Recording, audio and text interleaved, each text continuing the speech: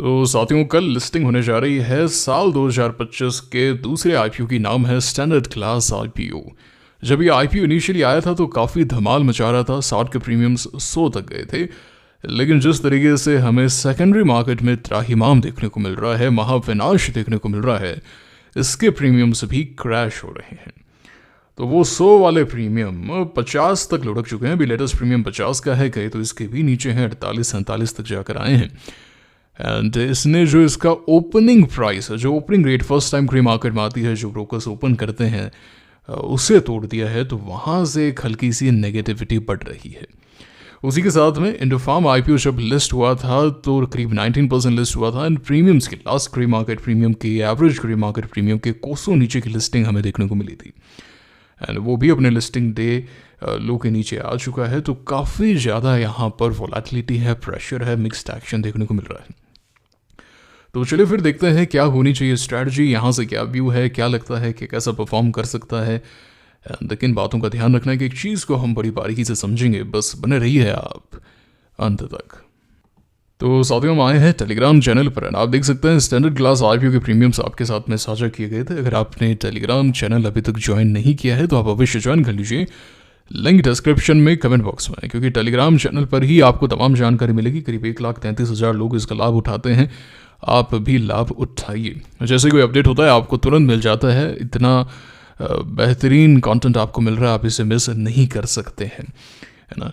तो standard class IPO के अंदर आप देख सकते हैं कि लेटेस्ट प्रीमियम कल 11 जनवरी को 57 का था, 57 के प्रीमियम्स थे।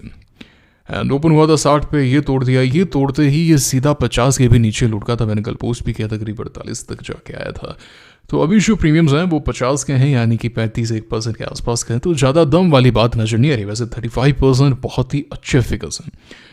बट जो एक बात थी कि भाई 100 के प्रीमियम्स वो 50 पे आते हैं तो दुख होता है ना। वो मीम था ना, वो छत्तीसगढ़ का लड़का था, वो उसकी डेथ हो गई यार। मुझे बहुत बुरा लगा, मतलब दिल से बुरा लगता है। वो वाला जो मीम बना था ना, मुझे बहुत बुरा लगा वाकई में। बड़ा छोटा सा गुलू मोलू बढ़िया लड़का था वो। एनीवेज, यही लाइफ है, तो कुछ पता नहीं है भाई लाइफ का, है ना। लाइफ का कुछ पता नहीं है। तो प्रीमियम 60 के नीचे जाने से वो इंटरेस्ट खत्म हो चुका है। कुल मिला के जो कहानी का सार है वो ये है कि पूरे मार्केट में इंटरेस्ट खत्म हो चुका है। कोई इस पर ज़्यादा चर्चा नहीं कर रहा है, कोई ज़्यादा डील्स नहीं है। जिनको हैज करना था वो कर चुके हैं। अब बायर्स भी कोई इंटरेस्ट नहीं दिखा रहे। क्यों नहीं दिखा रहे? 2 रीज़न है। अगर आपने इंडोफार्म की लिस्टिंग देखी हो, चलिए मैं आपको लेकर चलता हूँ। टेलीग्राम चैनल ज्वाइन कर लिया ना, तभी मैं आके लेकर चल रहा हूँ आपको। तो इंडोफार्म के अंदर क्या हुआ था, अगर आप 15 मिनट का चार्ट देखें तो ये लिस्टिंग होते ही ऊपर गया था। एंड द सेकेंडरी मार्केट का प्रेशर है। तो जिन लोगों को लेना भी है थोड़ा बहुत, या फिर कंपनी की तरफ से भी डायरेक्टेड है, वो ऐसा सोच रहे हैं कि भाई, है ना, जो ग्रे मार्केट से इनपुट है कि अभी लेने से मतलब क्या है, अभी रिस्क बढ़ाने से मतलब क्या है। हम यहाँ पे लें एंड ये नीचे लिस्ट हो जाए तो प्रॉब्लम हो जाएगी। और ये अच्छा खासा लिस्ट हो रहे हैं, मतलब 20% नीचे from the last grey market premium. तो उतने का मार्जिन हमें मिल ही रहा है। मार्केट में प्रेशर ही है, अगर लेना ही है तो लिस्टिंग पे ले लेंगे। एंड आपने इंडोफार्म में देखा, ये लिस्टिंग हुई एंड अगली जो रेट आती है ये 9:45 पे लिस्टिंग हो गई, 10 बजे ट्रेडिंग शुरू होती है। ये सीधा गैप के साथ में ऊपर गया था। कैन यू सी हियर, यहाँ पे एक गैप क्रिएट होता है करीब 1.5% के आसपास का, और सीधा ऊपर करीब 9% ऊपर चला गया। तो यहाँ पे अभी हम ग्रे मार्केट में इस भाव पे लें, खुले यहाँ पे वापस यहाँ, इससे मतलब क्या है, अगर रिस्क लेना ही है तो लिस्टिंग वाला रिस्क लेते हैं ना।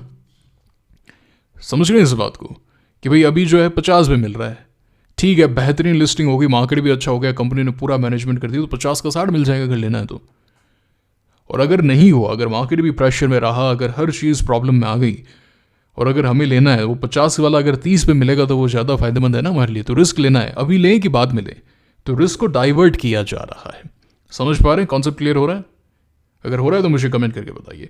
यही एक रीज़न है ग्रे मार्केट में कोई डील्स नहीं है, कोई ज़्यादा चर्चाएं नहीं है, कोई बात वगैरह कर नहीं रहा है खास, एंड सेलिंग टोन ही देखने को मिली है। अब यहाँ पर क्या करना चाहिए, तो इंडोफार्म भी आप देख सकते हैं कि सेल इनटू स्ट्रेंथ होकर नीचे आ गया। एंड ये तमाम आईपीओ की अभी कहानी रही है कि अपने लिस्टिंग डे लोज को तोड़ रहे हैं, लगातार कर रहे हैं, है ना। चाहे कोई भी हो, वेंटिव थोड़ा बहुत मैनेज कर रहा है, पर इसमें दोनों सी कहानी है। नीचे बायर्स भी हैं तो ऊपर सेलर्स भी एक्टिव हैं, तो हाईली वोलेटाइल है, क्लियर डायरेक्शन नहीं मिल रही है। करारो हो, translate is still holding very well.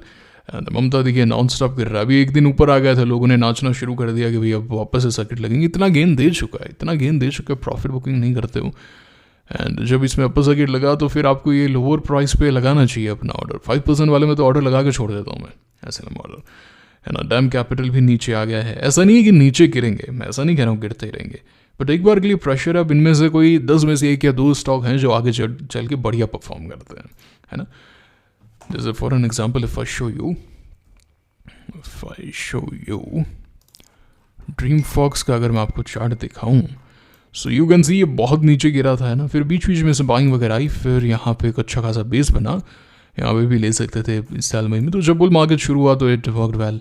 तो ये कहानी होती है, मतलब बुल मार्केट जब वर्क करने लग जाता है तो ये स्टॉक वापस से अच्छा परफॉर्म करने लग जाते हैं। हालांकि फिर सरकार ने यहाँ पे इनके लिए बड़ा चेंज कर दिया कोई प्राइसिंग को लेके, तो ये स्टोरी खत्म हो गई। अब ड्रीम फॉक्स एक ऐसा स्टॉक है जो अब कभी ऊपर नहीं आने वाला। The story is over for the stock. And जैसे जैसे और नीचे गिरेगा 350 का लेवल तोड़ेगा, ख़त्म होता जाएगा। एंड इसीलिए जब भी ये की मूविंग एवरेज टूटते हैं कि भाई ये लगातार ऊपर जा रहा है 20 डे, ये थोड़ा sale on the very next price, sale on the very best price. ऊपर आएगा नहीं आएगा ये सब है ना, इन सब में नहीं फंसना चाहिए, ढकोसला है ये। अब जैसे मैं यहाँ पे होता तो मैं यहाँ पे एग्जिट कर रहा हूँ, ये मेरा बेस है, ये 20 डे टूट गया है ना, सब चीज़ खराब हो गई, उसके बाद मैं एम सेविंग माई मनी। जैसे गोपाल में मैंने किया था, ये ऊपर आएगा नहीं आएगा वो एक अलग बात है, आ भी सकता है नहीं भी आ सकता है, नहीं आया तो मैं तो बर्बाद हो जाऊँगा। जैसे गोपाल मैंने यहाँ पे सेल किया, इसमें गैप के साथ में खुला ये नीचे। देखिए साथियों, मैं प्रैक्टिस व्हाट आई प्रीच, है ना। मैं वही चीज़ आपको बताता हूँ जो मैं प्रैक्टिस करता हूँ, ऐसा नहीं है और पहले से बता के, ऐसा भी नहीं है कि भाई हो गया उसके बाद में बता रहा हूँ, पहले से बता के ये करूँगा ऐसा करूँगा। अब जैसे ड्रीम फॉक्स ये खुला खराब हो गया, खत्म हो गया, तो यहाँ पे सेल है। अगर मेरे पास होता तो मैं इसे सेल कर देता एट एनी कॉस्ट, मुझे फ़र्क नहीं पड़ता, मुझे 760 पे सेल करना पड़े, 750 पे सेल करना पड़े, 720 पे प्राइस आए, hell with it, I don't give a damn about it, because the momentum has changed and look at the volume. Earnings पे सभी चीज़ों पे खराब हुआ तो वॉल्यूम भी हाई आया था। तो मैंने गोपाल में ही किया, गोपाल में नेगेटिव न्यूज़ आई एंड मैंने इसे यहीं पे सेल कर दिया। उसके बाद में you can see the stock is down like 16-17%। ऊपर आएगा नहीं आएगा, it can show recovery, it doesn't matter, फर्क नहीं पड़ता इस बात से। Can you understand it? इस बात से फर्क नहीं पड़ता। नहीं आया तो मुझे तो बस इस बात का जवाब दो, अब नहीं आया तो। एक्सीकॉम मैंने यहाँ पे बाय किया था 18 जून को, made some handsome amount of money in this stock. ये स्टॉक नीचे जा रहा था, वैसे तो मैंने 5 में यहाँ पे सेलिंग कर दी थी, नीचे आ रहा था फिर इसे सेल कर दिया। अभी देखिए आप stock, whether stock is right now 44% down, long term investing. ये चार्जर बनाती है तो चार्जर यहीं बना रही थी, अब नहीं बना रही चार्जर। अब इलेक्ट्रिक क्या फट गए क्या इनके, ब्लास्ट हो गए इलेक्ट्रिक इनके, क्या हो गया कि सोसाइटीज़ में अब हर जगह एक्सीकॉम के लग रहे हैं, अब नहीं लग रहे हैं, क्या हो गया अचानक से ऐसे। और इंस्टीट्यूशंस को कैसे पहले पता चल जाता है, रिटेलर्स को बाद में कैसे पता चलता है? क्या हो गया इसमें, सोच के देखिए आप। तो क्या है, भाव भगवान होता है कभी भी, अब ये बात ध्यान रखिए। क्योंकि रिटेलर्स, देखिए हम क्यों कहते हैं हमारे लिए भाव भगवान है, एज ए रिटेलर हमारे पास में ज़्यादा जानकारी नहीं है। जो इनसाइडर्स हैं उनके पास में बहुत अच्छी अच्छी जानकारी, उनके पास में तमाम डेटा का एक्सेस है, वो एक फ़ोन लगा के भी पूछ सकते हैं, आप ये बताओ क्या कहानी है, क्या प्रॉब्लम आ रही है। हमारे लिए ये चीज़ बहुत ही ज़्यादा डिफिकल्ट है, बहुत ही ज़्यादा डिफिकल्ट है। एंड स्टॉक मार्केट में प्राइस जो है वो हमेशा हमेशा लीड करता है। अगर आप कोई भी इंडिकेटर भी देखेंगे ना तो वो प्राइस से ही बना है, तो प्राइस के ऊपर कुछ नहीं। मूविंग एवरेज है वो एक लैगिंग इंडिकेटर है। बॉलिंजर बैंड, एमएससीडी, आप आरएसआई भी बोलते हैं, वो भी लैगिंग ही है, प्राइस के ऊपर कुछ भी नहीं है। प्राइस से तो बनेंगे सभी चीज़ें, मानते हो कि नहीं मानते हो इस बात को? ठीक है, आप कह सकते हैं आरएसआई डाइवर्जेंस है, कन्वर्जेंस है, वो लीड कर रहा है, but in the very and किससे बना है, किस पे बेस है? प्राइस पे बेस्ड है, प्राइस एंड वॉल्यूम। तो हमें कैसे पता चलेगा कि भाई यहाँ पे दिक्कत आ गई?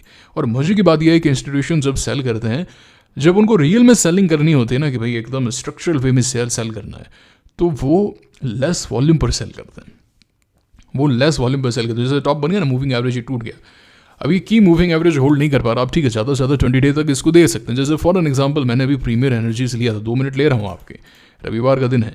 प्रीमियर एनर्जीज जब ये 1300 का लेवल तोड़ रहा था, मैंने एग्जिट कर दिया, मैंने इसे 20 डे तक का लेवल दिया, अभी इससे नहीं बच रहा ये लेवल, तो मैं एग्जिट कर रहा हूँ। अभी हो सकता है आपको वॉल्यूम ना दिख रहा है यहाँ पे, but for a while this stock is heading for a correction, है ना। वॉल्यूम तो नहीं है, बाइंग में वॉल्यूम से ज़्यादा था, गिरने में वॉल्यूम्स नहीं है। ऐसा नहीं है कि स्टॉक बिना वॉल्यूम के नहीं गिर सकता, बिल्कुल गिर सकता है। स्टॉक का जो इनहेरेंट नेचर है, स्टॉक का जो बेसिक नेचर है, वो ऊपर जाने का नहीं है, नीचे आने का। रिटेलर्स को बात पता ही नहीं। रिटेलर्स ऐसा सोचते हैं कि भाई स्टॉक तो ऊपर जाने के लिए बना है, आदमी हो या स्टॉक जाएगा तो पूरे, मतलब गलत फीड कर दिया लोगों के मन में। अब वो क्या है कि म्यूचुअल फंड्स ऑपरेटर्स के लिए बड़ी अच्छी चीज़ है, दे कैन ईजिली एग्जिट। अब कल एक कमेंट आया था वीडियो में कि भाई तुम बेवकूफ़ हो, रिटेलर्स ने ही OTIs ने ये मार्केट बचा के रखा है, वरना तो FIs तो अभी तक इसको ख़त्म कर चुके हो, तो इतनी भयंकर सेलिंग आ गई। FIs है ना, आपका मजाक उड़ाते हैं, मजे लेते हैं आपके रिटेलर्स के। पता है आपको ये बात?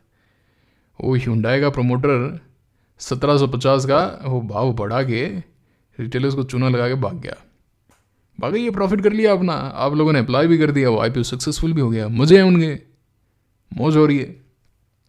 स्विगी के प्रमोटर ने मजे ले लिए, वहाँ पे जो म्यूचुअल फंड्स वेंचर कैपिटलिस्ट थे उनके मजे हो गए। रिटेलर्स को long term India's growth story के FIs को नहीं बताएगा, पर उनके पास में डिफरेंट एसेट क्लासेस हैं, उनको ये भी पता है कि भाई अभी कहाँ पे रिस्क बढ़ चुका है, कहाँ पे रिस्क अभी कम है, किन चीज़ों का हमें लाभ उठाना है, उनकी नहीं समझ में आ रही है।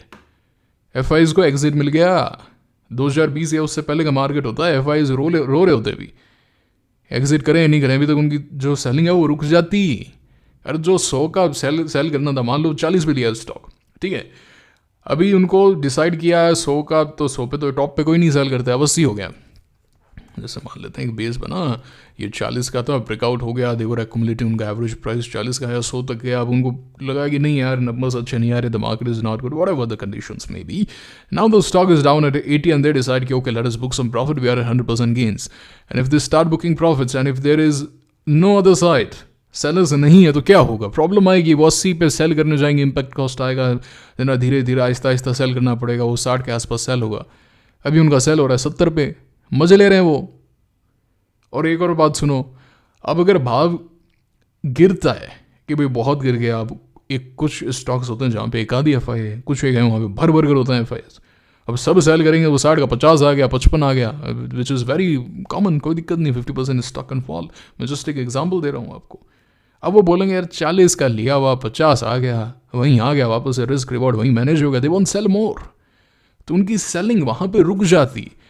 लेकिन now since they are getting an exit, they are getting an easy exit, they are selling it like anything, and at the same time US के अंदर जो बॉन्ड यील्ड्स हैं वो 5% तक पहुंच रही हैं, 3-4% आपका डॉलर का डेप्रिसिएशन है, वो 8-9% वैसे ही बना रहे हैं जो कॉस्ट ऑफ इक्विटी है, then why the hell they will invest in India और any other emerging country? They are investing in the very giant, the elephant USA में पैसा लग रहा है, and US market is doing good as compare to the other markets.